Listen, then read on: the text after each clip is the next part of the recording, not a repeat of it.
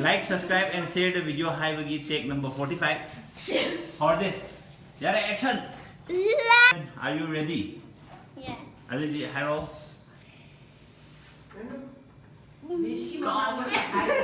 Like, subscribe, She came out to lay you. I mush.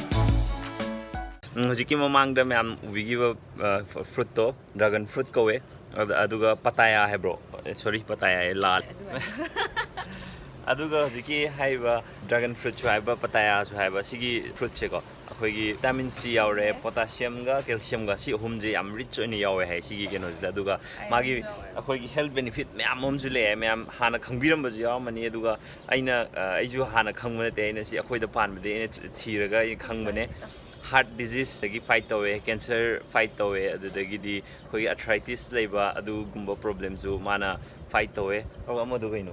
Also great. Aduga skin disease. Skin disease so mana fight away. Sidalaire, can say, Kogi, dragon fruit say. She's a Huzik here the moon bagisang to see Mulena Haido, see Mun Roman the Rosie Hectoga Yang as a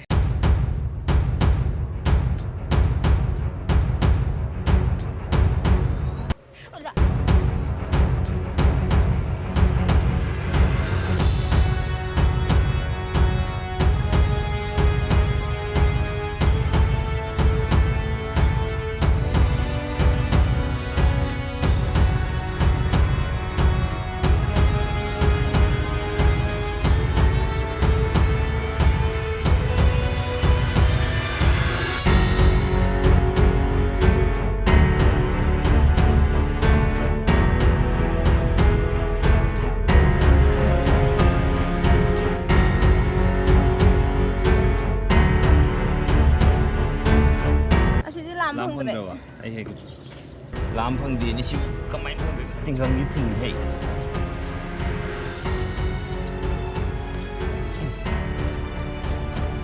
mathang ni am pa lo ko yeah hey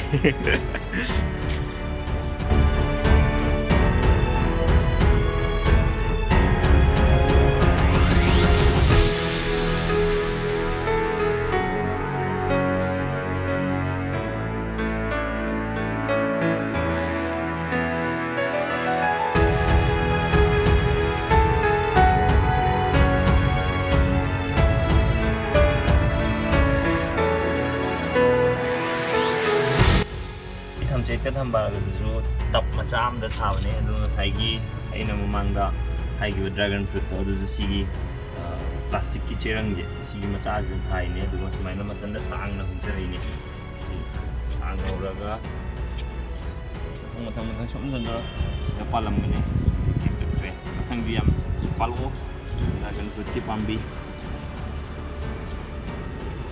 ini apa zaman ini edinium hay sih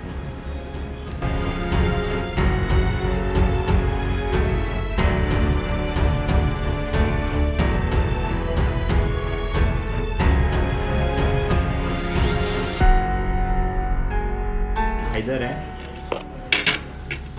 कामन भी नहीं खाई दोगे हम बने भाई इसी साथ आई जो खंग नहीं ना साइ खाई दे रहा माने चुम्मे खाई बजी चुम्मे तंखाई तुम खाई दे रहा चुम्मे बा साइ खाई ऐ वीडियो ये मुझे साइ खाई बा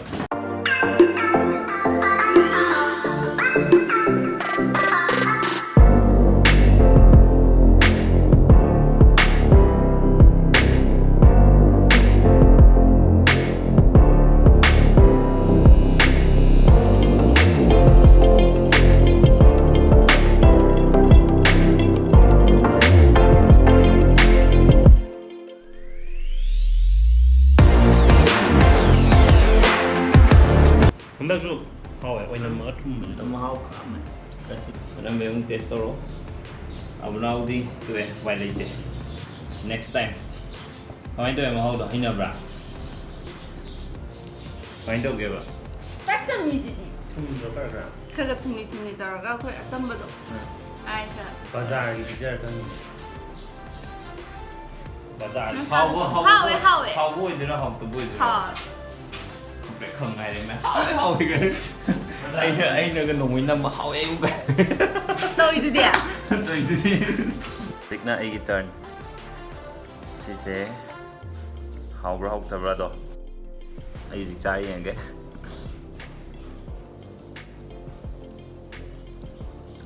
ꯌꯥꯝ ꯊꯨꯝꯕ ꯅꯠꯇꯦ ꯑꯗꯨꯅꯦ ꯈꯔ ꯆꯝꯃꯒ ꯊꯨꯝꯂꯤ ꯊꯨꯝꯂꯤ ꯇꯧꯕ ꯃꯍꯥꯎ ꯑꯃꯗꯤ ꯌꯥꯎꯋꯦ ꯁꯤꯁꯦ ꯃꯍꯥꯎꯁꯦ ꯀꯩꯒ ꯃꯥꯟꯅꯩ ꯃꯥꯟꯅꯕ ꯃꯍꯥꯎꯁꯦ ꯈꯪꯗꯦ ꯑꯗꯣ ꯆꯥꯕꯗꯤ ꯌꯥꯝ ꯅꯨꯡꯉꯥꯏ ꯆꯥꯕ ꯌꯥꯝ ꯅꯨꯡꯉꯥꯏꯕ ꯆꯤꯛꯀꯨꯗꯣ ꯈꯪꯕ꯭ꯔꯥ ꯆꯤꯛꯀꯨꯗꯨꯒꯤ ꯃꯍꯥꯎꯗ ꯂꯥꯛꯄ ꯆꯤꯛꯀꯨꯅ ꯍꯦꯟꯅ ꯊꯨꯝꯕ ꯑꯩꯅ ꯆꯝꯃꯒꯅꯦ ꯗꯥꯏꯕꯦꯇꯤꯁ ꯐꯩ ꯈꯣꯠꯂꯦ ꯍꯥꯏꯗꯣ ꯁꯤ ꯄꯣꯠꯁꯤ ꯑꯣꯏꯔꯝꯒꯅꯤ ꯃꯥ ꯌꯥꯝ ꯊꯨꯝꯕꯁꯨ ꯑꯣꯏꯗꯦꯗꯅ ꯑꯗꯨꯒ ꯅ꯭ꯌꯨꯇ꯭ꯔꯤꯗꯤ ꯃꯌꯥꯝ ꯌꯥꯎꯔꯦꯗꯅꯀꯣ ꯄꯣꯇꯥꯁꯤꯌꯝꯅꯦ ꯀꯦꯜꯁꯤꯌꯝꯅꯦ ꯑꯥꯏꯔꯟꯅꯦ ꯑꯩꯅ ꯍꯥꯏꯕꯁꯦ ꯑꯃ ꯍꯦꯟꯖꯟꯒ ꯃꯥꯜꯂꯦ ꯚꯤꯇꯥꯃꯤꯟ ꯁꯤꯅꯦ ꯑꯥꯏꯔꯟꯅꯦ ꯀꯦꯜꯁꯤꯌꯝ ꯄꯣꯇꯥꯁꯤꯌꯝ ꯌꯥꯎꯕ꯭ꯔꯣ ꯃꯔꯤꯔꯣ ꯌꯥꯎꯈꯤꯕꯗꯣ ꯀꯥꯎꯔꯦ ꯁꯤ ꯀꯥꯎꯈ꯭ꯔꯦ ꯃꯌꯥꯝ ꯒꯨꯒꯜ ꯇꯧꯕꯤꯌꯣ ꯏꯕꯥꯅꯤꯅ ꯍꯥꯏꯁꯦ ꯆꯨꯝꯕꯁꯨ ꯌꯥꯏ ꯂꯥꯜꯂꯝꯕꯁꯨ ꯌꯥꯏ ꯍꯧꯖꯤꯛꯀꯤꯗꯣ ꯉꯁꯥꯏ ꯃꯃꯥꯡꯗꯗꯤ ꯑꯆꯨꯝꯕꯗꯤ ꯍꯥꯏꯈ꯭ꯔꯕꯅꯦ ꯑꯩꯅ ꯊꯤꯔꯒ ꯀꯥꯎꯊꯣꯛꯈ꯭ꯔꯦꯕ ꯑꯗꯨ ꯆꯤꯡꯐꯥ ꯄꯨꯕꯅꯤ ꯑꯗꯣ ꯀꯥꯟꯅꯔꯦ ꯍꯛꯆꯥꯡꯗ ꯀꯥꯟꯅꯔꯦ ꯍꯥꯏꯕꯅꯤꯅ ꯑꯗꯨꯅ ꯑꯩꯅ ꯂꯣꯏ ꯆꯥꯊꯣꯛꯄ ꯇꯥꯔꯦ ꯑꯗꯨꯏꯗꯤ ꯑꯩ ꯆꯥꯊꯣꯛꯄ ꯍꯧꯔꯒꯦ ꯍꯧꯖꯤꯛ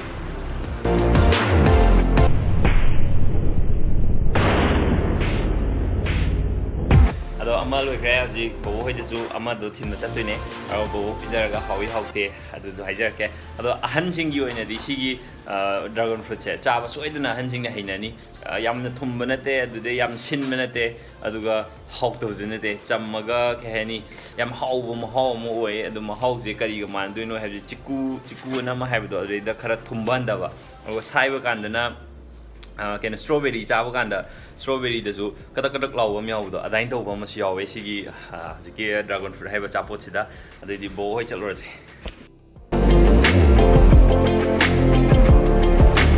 ꯀꯥꯆꯧ ꯍꯥꯎꯕ꯭ꯔꯣ ꯑꯦ ꯃꯅꯥ ꯃꯀꯨ ꯆꯥꯔꯣꯏ ꯃꯊꯛꯇꯨꯗꯪ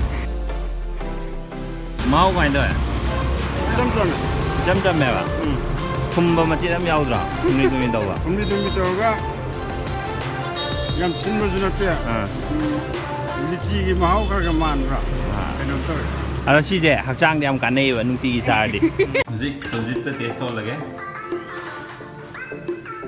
ꯍꯥꯎꯏ ꯍꯥꯎꯇꯦ ꯍꯥꯏꯔꯛꯀꯗꯕꯅꯤꯀꯣ ꯃꯍꯥꯎꯗꯣ ꯌꯥꯝ ꯊꯨꯝꯕ꯭ꯔꯥ ꯊꯨꯝꯗꯦꯕ ꯑꯇꯩ ꯃꯍꯥꯎ ꯀꯃꯥꯏꯅ ꯇꯧꯋꯦ Don't hào nhiều. ꯃꯃꯥ ꯑꯃꯨꯛ ꯆꯥꯏꯌꯣ ꯍꯥꯎꯕ ꯍꯥꯎꯇꯕ ꯍꯥꯏꯔꯛꯀꯗꯧꯅꯤꯀꯣ ꯕꯣꯕꯣ ꯃꯀꯨꯗꯨꯗꯤ ꯆꯥꯕ ꯌꯥꯗꯦꯀꯣ ꯃꯀꯨꯗꯨꯗꯤ ꯆꯥꯕ ꯌꯥꯗꯦꯕ ꯁꯤꯁꯤ ꯂꯥꯛꯑꯣ ꯊꯨꯝꯕ꯭ꯔꯥ ꯆꯝꯕ꯭ꯔꯥ ꯌꯥꯛꯄ꯭ꯔꯥ ꯀꯃꯥꯏꯅ ꯇꯧꯋꯦ ꯊꯨꯝꯃꯦꯕ ꯌꯥꯝ ꯊꯨꯝ 지지 심신데 우리네지. ꯈꯔ ꯈꯔꯗꯤ ꯊꯨꯝꯕ 돈이 더위. 내가 좀 하오에.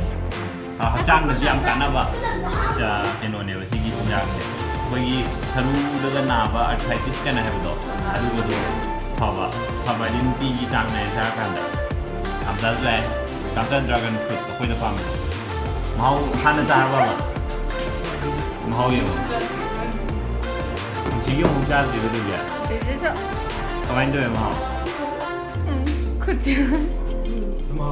ꯑꯗꯨꯝ ꯍꯥꯎꯋꯦ ꯊꯨꯝꯕ ꯁꯤꯗ ꯂꯩ ꯁꯤꯗ ꯂꯧꯔꯨ ꯂꯥꯛꯑꯣ ꯁꯤꯖꯤꯠꯀꯤ ꯄꯤꯁ ꯑꯃ ꯂꯩꯔꯦ ꯃꯃꯥꯒꯤ ꯄꯤꯁ ꯑꯃ ꯂꯩꯔꯦ ꯁꯤꯗ ꯍꯥꯎꯕ꯭ꯔꯥ ꯍꯥꯎꯋꯦ ꯏꯪꯂꯤꯁꯇ ꯑꯝꯇ ꯍꯥꯏꯔꯨꯗꯅ ꯑꯗꯨꯗꯤ ꯁꯨꯖꯤꯠꯁꯨ ꯍꯥꯎꯔꯦ ꯕꯣꯕꯣꯛꯁꯨ ꯍꯥꯎꯔꯦ ꯃꯅꯝ ꯕꯦꯝꯁꯨ ꯍꯥꯎꯔꯦ ꯁꯨꯖꯤꯠꯁꯨ ꯍꯥꯎꯔꯦ ꯁꯨꯖꯤꯠꯀꯤ ꯄꯄꯥ ꯁꯨꯖꯤꯠ ꯄꯄꯥ ꯂꯣꯏ ꯍꯥꯎꯔꯦ ꯑꯗꯨꯗꯤ ꯚꯤꯗꯤꯑꯣꯁꯦ ꯂꯣꯏꯁꯤꯜꯂꯁꯤꯀꯣ ꯁꯤꯖꯤꯠꯀꯤ ꯃꯅꯥꯛꯇ ꯂꯩꯕꯁꯤꯗꯤ ꯑꯩꯗꯤ ꯃꯨꯁꯤꯛ ꯃꯨꯔꯦ ꯌꯥꯝ ꯎꯔꯦ ꯍꯥꯏꯕ ꯑꯩꯗꯤ ꯑꯗꯣ ꯚꯤꯗꯤꯑꯣꯁꯦ ꯂꯣꯏꯁꯤꯟꯖꯔꯒꯦ ꯃꯌꯥꯝ ꯁꯤꯖꯤꯠꯇ ꯂꯣꯏꯁꯤꯟꯍꯟꯒꯦ like subscribe video. ꯍꯩꯇ꯭ꯔꯤꯗ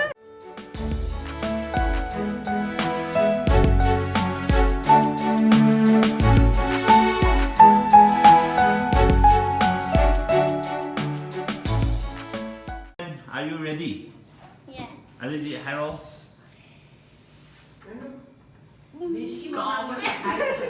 Like, subscribe, and ꯑꯃꯨꯛꯀ like, subscribe, and like, subscribe and share the video 하이버기 take number 45 horde yare action like, subscribe, and share the video. finally ta re chan tol ka